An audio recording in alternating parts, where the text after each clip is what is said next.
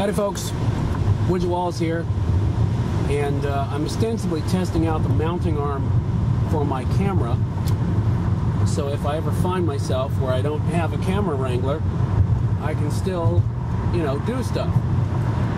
But as I was doing this test, it occurred to me that I actually had something that I wanted to speak to you about, and that would be about dog accessories. And here's the thing. If you've got a dog, I've got a dog. We've all tried to put stuff on our dogs, and that's fine. That's part of what they're there for. Honestly, aren't they? So, but if you're, we try to put for example, for Halloween, we try to put a devil costume on Hell Puppy Cora, and it didn't go over too well. All it was a cape and some horns, and we put them on her, and she froze.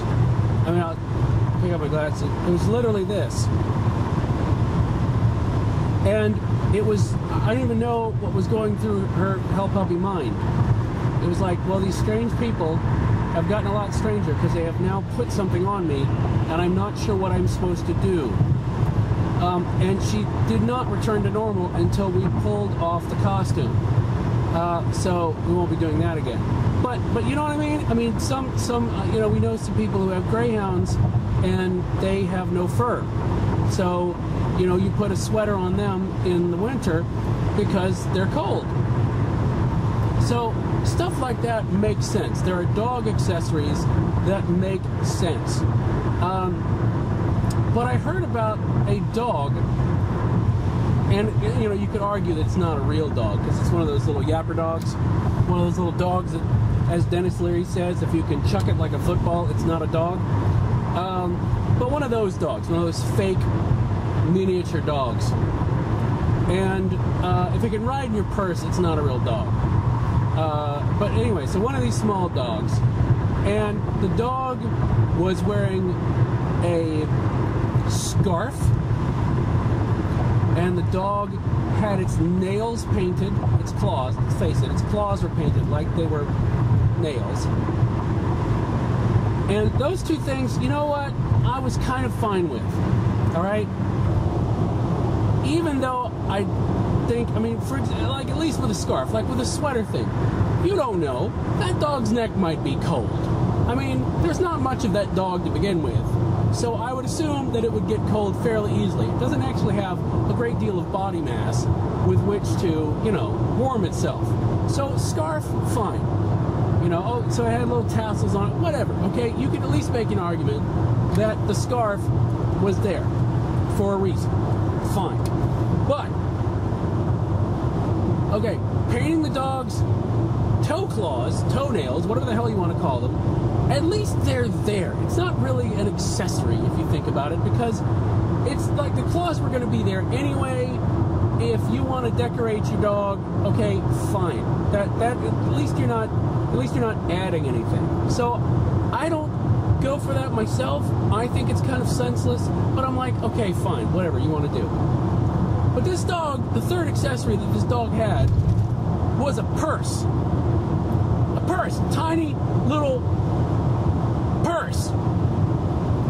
And see, to me, that's just mean, because it's like, that serves absolutely no purpose. The dog has a purse on its wrist, leg, whatever you call it, and, there's nothing in it, because what's a dog going to carry around? Treats? There's no treats in that purse. Any dog would have eaten a treat out of a purse, especially if it's right here. Dogs will gnaw on their own legs, much less gnaw on something attached to their leg, okay? They'll gnaw on their own, they'll gnaw on anything. So, no, there's no treats, there's no kibble in that bag. It would be gone. So, all you've got is a fake purse, even, assuming you could open it at all, because again, what would you keep in it? But see, to me, that's mean, because dogs, let's face it, we've all had dogs, or seen dogs at least, that think they're part of the family, right? They think they're human. And one of the things that I know must be frustrating to a dog And I know they don't. And I know I'm anthropomorphizing a bit, but you can't tell me that on some level they just get astounded by the fact that, well, you know, let me put it this way: you put a dog treat into like a Kong or some kind of dog toy, and they can't quite get to it, and they've spent forever getting to it. And you know, you come home, they're like pushing this thing around. You go, here, let me help you with that. You pop it out. They're like, oh, you're like a god to them for at least a minute. But they must, on some level, I would think, at some degree of thought, think, why can't I do that? Now, it may not even register that they don't have thumbs. I mean, it would, if they had enough cognition, they could think, well, of course I need a human to do that. I don't have thumbs. Okay? Thumbs are kind of important. But even if they don't do that, they at least know there's some difference between you and them that allows you to do that and them not to. You know, otherwise, they wouldn't come whining to you for food because they would get food. So they know there's differences between you and them, even if they think they're human.